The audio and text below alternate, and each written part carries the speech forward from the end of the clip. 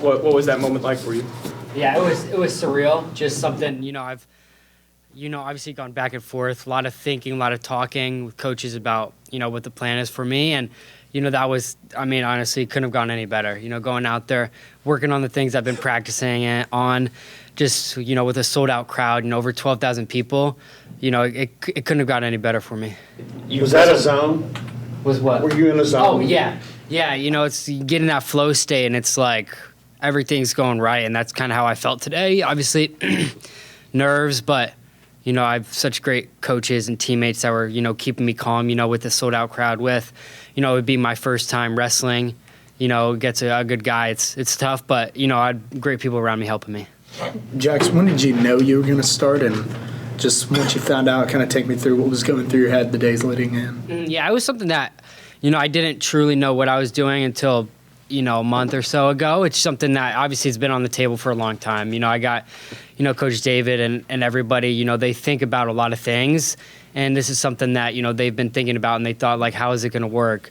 And that just goes to show, they're here to, put their best team and do the best that they can do. And they're thinking outside of the box. That's something that, me, I'm outside of the box. How I wrestle, how I live is just different than most people. And so, having a staff that does that, I really trust them. And, when it was, there wasn't a certain date where I was like, all right, this is what I'm doing. But it's just kind of building that trust and then, emptying the cannon when I'm out there. Alex, let me ask you, because you've been here and, you came here, and I'm guessing this is what you came to hope to experience. You guys have kind of worked your way up, but since you hadn't wrestled here since Stanford, when you walked out the first time, what was your reaction? It was electric, especially just walking out there and just having the whole crowd just feel like they're on top of you. I was a little starstruck at first, because it was just awesome, and then as you get in the match, you kind of get in that flow state and that zone, and then kind of cancels out to the end of the match, and then you realize like just how great, of an experience this is.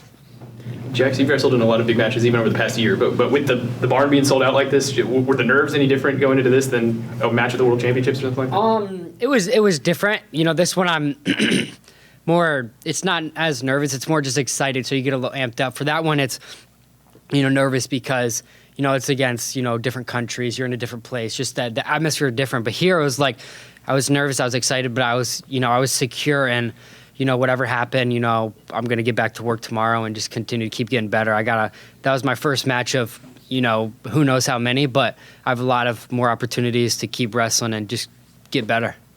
Alex, for you guys that have been here, just sort of what was that like watching that kid who just got out of high school going and hitting a guy? It was crazy. It was just a crazy experience. It didn't even seem like a wrestling match. It just seemed like a welcome party, to him, and that was awesome to see for him. Jax, Coach Taylor said maybe you don't even really consider yourself a pinner. How did it feel to do it in that fashion too? Yeah, it was surprising. I just was wrestling, got in a position, and like, that confetti is going to come down. I'm going to keep this guy on his back, and he's squirmy, he's long, he was hard to wrestle in different positions. But there, I was like, I got him on his back. I got to keep him here. That was a cradle, wasn't it? It was kind of that position, but I didn't get my hands locked, so I kind of just had a head and a leg, and I'm just trying to get his shoulders to touch the mat and hear the whistle blow. Alex, it was a big win for you. Just sort of what went right for you in that match? Just staying composed. I was in a couple situations where it got a little tough, but I just had to keep on keeping on. We had a really good training period this past week, and just focusing on who you are and just got to be gritty. And it was good to get some takedowns. A ride out in the first period. And then, it just, kept on adding up for me. Oklahoma State's dominated this, but the last time it was a whitewash, a shutout, was 1992. Neither you guys were around. But what's it mean when you're on a team against a ranked opponent and you go out and completely shut them out? What does that do for the team? I just think it's kind of expected. That's just what we expect to do. Yeah, it's my first time, so I'm trying to figure it out. But, I was here, I've watched duels, and obviously we're a team, we're a family, and we're not trying to be number 5 in the country. Like I said, we want to be number 1, and it's a good start, wrestling number 15 team and shutting them out, but we want to go and beat the number 1, 2, 3, 4, and then shut those guys out. In June, Yeah. I mean, I think, Jax is. I think it was a fun opportunity for him tonight to go wrestle in this match. You just got to remember he's got a lot of things going on. We got to try and slow it down for him, give him the best chance to be successful. And I just believe that this year's best path to successful was being here second semester. And getting this opportunity and getting the opportunity to be around this team and knowing that we had a young team, just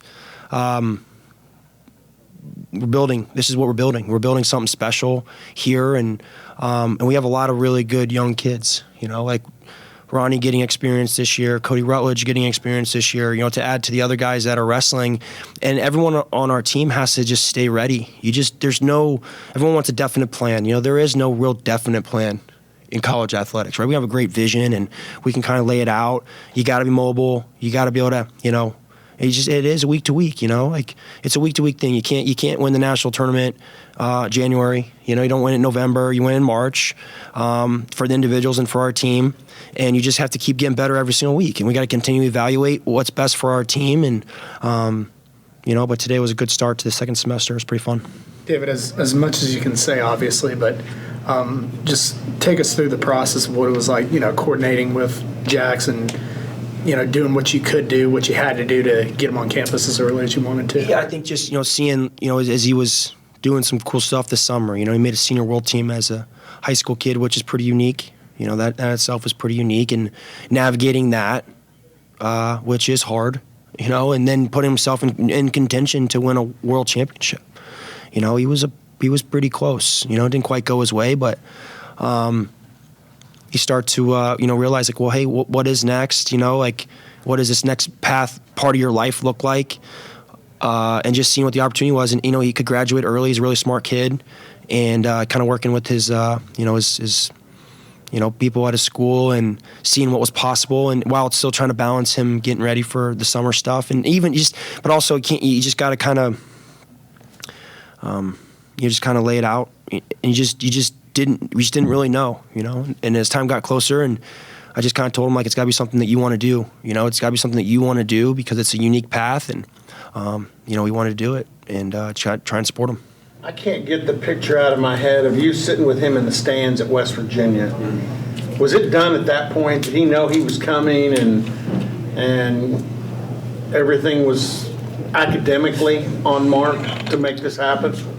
Yeah, I mean, I think things academically were on track, but still, he's just got to figure out what he wants. He wanted to wrestle in the Powerade tournament, and that was really important to him, and just kind of taking it slow. Everyone wants to know, like, what's the plan? Well, the plan is just, like I said, it's week to week.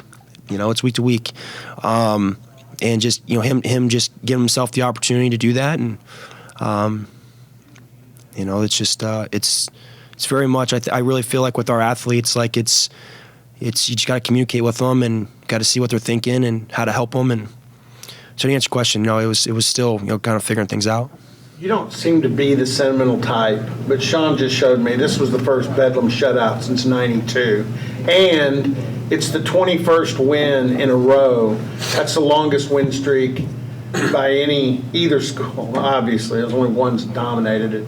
But in Bedlam. So are those lost on you, or do you like, wow, that's pretty cool? I'm not from Oklahoma State. I don't share that deep passion for it. But I'll tell you what, the day that I got here, I shared it. And what's meaningful to this university is meaningful to me. And Bedlam is a meaningful thing to the state of Oklahoma. It's meaningful to our university, and but like I said, like, are we going to put a ton of emphasis into this this specific duel or this team?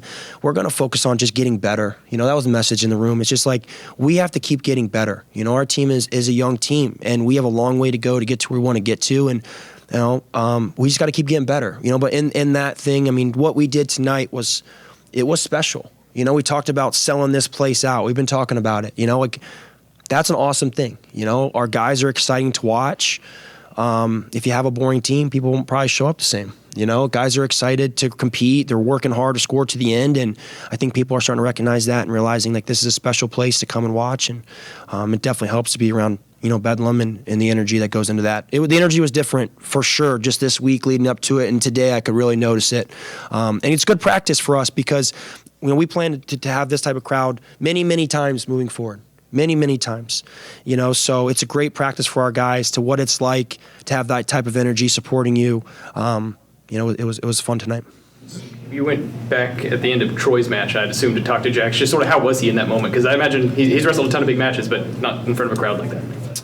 Yeah, I think the message was just, hey, you're going to go score today, but you don't have to score all at one time. I think that's something that he's got to continue to work on, is an element of patience. You just got to have a little bit of patience, and I think that's something that, he's going to work on. I remember it was like with Wyatt last year. I would remind him to be a little patient, and he'd come off the mat and be like, Coach, I was patient. I'm like, Wyatt, you shot 3 times the first 3 seconds. It's like, oh, I thought I was being patient. So I think it's just a little bit of just when you have a lot of scoring potential, it's there's an element of patience to make sure it's just set up, and even that was really what it was. Hey, just enjoy this moment, be patient. Scoring's going to come, and just smile and have some fun. And he was pretty relaxed. It was. I think it was a pretty special moment for him. Could you take me through the moment of his pin? Obviously, he gets the pin. Crowd erupts into a frenzy. Golden confetti raining down. Really looked like GIA was in pandemonium right there. Just take me through that moment and what you saw. He got that first takedown. Was kind of working for a turn. Thought he had some near fall. A kid got away, and then he just threw himself right back in there. And it's kind of funny because Jax doesn't characterize himself as a pinner. And I remember in the recruiting process, I told him, like, man, I'm going to help you become a really good pinner. And we haven't really spent any time on that. But it's just more or less just the element of just he's kind of a gamer. You get a guy on his back, and you don't want to let a guy off his back. And that was pretty cool for him. Getting bonus points, and that was a pretty good first match in college. 3 of the bonus points of the 4 tonight were from freshmen. And I wanted to ask you about Cody, because this was a big deal for him. He's an Oklahoma kid. He's wrestling in Bedlam. I think he lost to Arizona State in his first duel. So this was huge. And then obviously Landon was coming off his first collegiate loss. So he looked like he was pretty PO'd when he went out there. Yeah. I think we came off the Nebraska duel. And I just felt like, yeah, we won the duel, but we just wrestled kind of tight, and there was just we had more to offer. We have more to, and obviously some of the guys lost, and it was a tight duel, and there were some good things, and there were some frustrating things, and we decided to just really focus on training, and I think in that time it's just we did some hard training, and guys started to I think we took another step in the belief process of our team during that time, and for Cody to go out and wrestle, I think that was great. Guys are a little frustrated because they're walking off, scoring a major decision, because I feel like they can score more points. They're a little frustrated because they scored and they took 12 shots to the guy's 0, and maybe it's like that's what it takes to get to the next level. You just can't be content with that stuff. You got to be your biggest critic, and you got to recognize when you did some good stuff. Like, I thought they did some really good stuff, but for them in the moment to feel a little frustrated in that's good. That's good for what we're trying to build. And, but yeah, I was really proud of the guys tonight. I thought we wrestled well, very offensive. Sometimes we didn't score as many points as we could, but we were giving ourselves opportunities. That's what you need. 2 more for Coach. We'll get to the wrestlers. Could you give us an update on D? Yeah, D's doing good. I just freshman, it's a long season, and just got a little banged up, but it's pretty minor, and it was a great opportunity for Cody to wrestle, but I expect D to be back here pretty soon. Big wins for Alex, Zach, and then Cody Merrill. Just sort of what did you think of their performances? Yeah, really good. I mean, those 3 guys, they've been in some scraps this year. You've been on the right side of it, and they've kind of been on the losing side of those things. And the messaging is like, hey, with you guys, like you get to control it. It's like you're a takedown away from a different result in a lot of your results. I thought it was great. Alex wrestled a really good, complete match against a really tough guy tonight, and scored some points, and just kind of had some clarity over last week of just kind of what he needs to do, I think. And today was a good of that. And same with Zach. Like, he's struggled in times this year, just and finding some of his scores. And today, he came out a great first period. But when you're not used to scoring, you start scoring, you kind of get a little different, feeling. And I think he felt that a little bit and, gave himself to get a major and was trying to get off the bottom and made a mistake. But, he's working and trying, you're not going to get mad about that. And he's still young and he'll keep getting better. And Merrill, we talk about, committing on top and being a good team on top. And the kid's a freshman. He's got, 10 matches this year and guys are already picking neutral on him. That's a good thing, He's committed on top. He's going to have to keep working to find a takedown to get to the next level, and they're going to come. They're going to come. So you got to remember how young our team is and how much they're improving every week, and that's an exciting thing. Got to keep making progress.